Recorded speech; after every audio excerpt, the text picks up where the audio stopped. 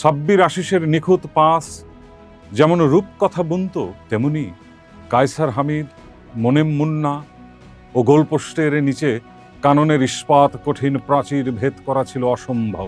ভিনদেশি ক্লাবের জৌলুসকে বুড়ো আঙুল দেখিয়ে এদেশের মানুষ বুকের সমস্ত ভালোবাসা উজাড় করে দিয়েছিল এই মাটির সন্তানের তরে। তাই তো প্রিয় দলের পরাজয়ে নিভে যেত ঘরের উনুন, আর তারকার চোটে ঝরত হাজারো ভক্তের অশ্রুধারা।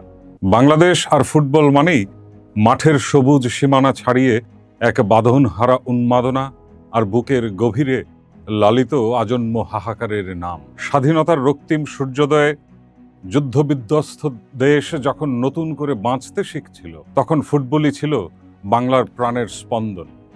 যেখানে 70 থেকে 90-এর দশকে মাঠের ক্যানভাসে রচিত হতো বাঙালি আবেগের মহাকাব্য, আর ফুটবলাররা ছিলেন কোটি তরুণের স্বপ্নের রাজপুত্র। অথচ যে দেশের মানুষের ধমনীতে ফুটবল মিশে আছে, সোনালী অতীতের সেই জীবন্ত উৎসব মারিয়ে বর্তমানের নির্মম বাস্তবতায় আজও আমাদের থমকে যেতে হয়।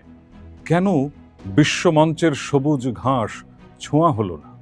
কেন স্বপ্নের বিশ্বকাপ আজীবন এক অলিক মরীচিকা হয়েই রয়ে গেল? আবাহনী মোহামেডানের সেই চিরায়ত দ্বৈরথ কেবল মাঠের লড়াই ছিল না, তা ছিল বাঙালির অস্তিত্ব জুড়ে মিশে থাকা এক পরম আবেগের মহাকাব্য।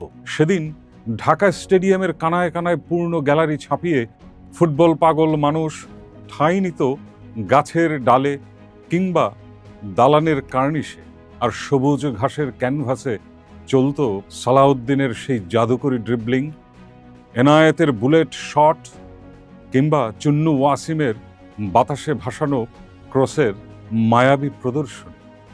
সাব্বির আশিসের নিখুঁত পাস যেমন রূপকথা বুনত, তেমনি কায়সার হামিদ, মোনেম মুন্না ও গোলপোস্টের নিচে কাননের ইস্পাত কঠিন প্রাচীর ভেদ করা ছিল অসম্ভব। ভিনদেশি ক্লাবের জৌলুসকে বুড়ো আঙুল দেখিয়ে এদেশের মানুষ বুকের সমস্ত ভালোবাসা উজাড় করে দিয়েছিল এই মাটির সন্তানের তরে। তাই তো প্রিয় দলের পরাজয়ে নিভে যেত ঘরের উনুন, আর তারকার চোটে ঝরত হাজারো ভক্তের অশ্রুধারা। কারণ ফুটবল তখন শুধুই খেলা ছিল না, তা ছিল বাঙালির হৃৎস্পন্দন, দুভাগে বিভক্ত হয়ে বাংলার এক সোনালী উপাখ্যান। 90-এর দশকের সেই সোনালী গোধূলি লগ্নে কোনো অলক্ষণে কালো মেঘ যে আমাদের ফুটবলের আকাশে হানা দিয়েছিল, তার উত্তর আজও একরাশ বুক ভাঙা হাহাকার। দূরদর্শী পরিকল্পনার অভাবে এক সময়ের উন্মাদনার উর্বর পাইপলাইন আজ তপ্ত মরুভূমি, যার নির্মম মাসুল গুণে আমাদের গৌরব হাবুডুবু খাচ্ছে ফিফা র্যাঙ্কিংয়ের অতল তলানিতে। ফুটবলের পায়ে যখন অবহেলার শিকল পড়ছিল, তখনই ক্রিকেটের আকাশচুম্বী সাফল্য রূপকথার মতো ডানা মেলে কেড়ে নিল মাঠের সবটুকু আলো।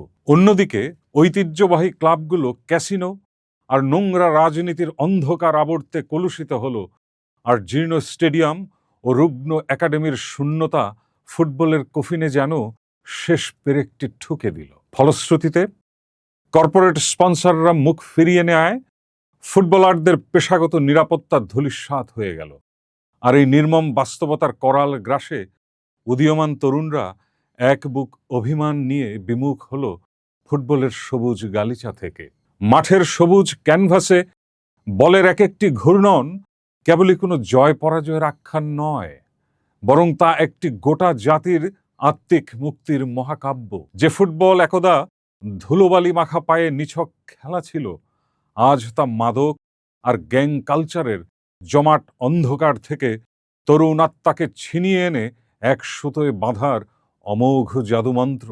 এই ফুটবলের জাগরণ যেন এক পলিমাটির সুবর্ণ সুযোগ। এর উর্বর বুক চিরে জেগে উঠবে হাজারো ফুটবলার, দূরদর্শী কোচ, নিরাময়ের কারিগর ফিজিও, ন্যায়ের প্রতীক রেফারি, আর শব্দের জাদুকর স্পোর্টস জার্নালিস্টদের এক বিশাল কর্মসংস্থানের মহাসমুদ্র। এভাবেই স্পোর্টস ইন্ডাস্ট্রির রাজকীয় উত্থান, মার্চেন্ডাইজের রঙিন জোয়ার আর ঘরোয়া লীগের রাজপথ ধরে দেশের অর্থনীতিতে স্পন্দিত হবে এক নতুন গতিময় এবং প্রাণবন্ত হৃদস্পন্দন। হারানো ফুটবল গৌরব পুনরুদ্ধারে প্রয়োজন বর্তমান সরকারের সাহসী উদ্যোগ, যেখানে প্রতিটি বিভাগ ও জেলা রূপ নেবে এক একটি আধুনিক ফুটবল একাডেমির উর্বর কাননে। শৈশব আর স্কুলের মাঠ থেকে কুড়িয়ে আনা সুপ্ত প্রতিভাদের দীর্ঘমেয়াদী যত্নে গড়ে তুলতে হবে আগামীর মহীরুহ করে।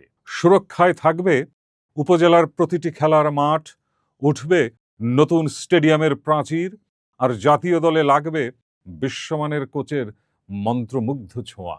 এই নবজাগরণের ডাক সফল হবে যখন রাষ্ট্র ও কর্পোরেট হাত মিলিয়ে ঢালবে সোনালী বিনিয়োগ, আর মাঠ কাঁপানো বীরদের জীবন ভরে উঠবে অনন্য সামাজিক মর্যাদা ও নিশ্চিত আর্থিক সুরক্ষায়। ফুটবল আমাদের সংস্কৃতির অংশ, আমাদের অহংকার। ধুলোবালি মাখা সেই সোনালী অতীতকে আবারও ফিরিয়ে আনতেই হবে। যেদিন গ্যালারি কাঁপিয়ে আবার ধ্বনি উঠবে গোল, সেদিন কেবল একটি গোল হবে না, গোলপোস্টের জাল ছুঁয়ে যাবে ১৬ কোটি মানুষের অবদমিত স্বপ্ন আর ভালোবাসার চাদর।